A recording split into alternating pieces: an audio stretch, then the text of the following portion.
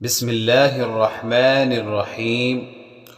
عقبہ بن عامر رضی اللہ عنہ سے مروی ہے کہ رسول اللہ صلی اللہ علیہ وسلم نے فرمایا، اس شخص کی مثال جو برے عمل کرتا ہے پھر نیک عمل کرتا ہے، اس شخص کی طرح ہے جس پر تنگ ذرا ہو، جس نے اس کا سانس گھونٹ رکھا ہو، پھر اس نے ایک نیکی کی تو ایک کڑا کھل گیا، پھر دوسری نیکی کی تو دوسرا کڑا کھل گیا، حتیٰ کہ وہ ذرا زمین پر گر گئی۔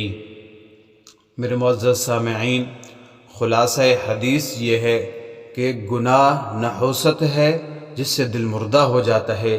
اگر گناہ کرنے کے بعد اللہ نیکی کی توفیق عطا فرما دیتا ہے، یہ اللہ کا بہت بڑا احسان ہے۔ اللہ سے دعا ہے اللہ ہمیں نیک عمل کرنے کی توفیق عطا فرمائے۔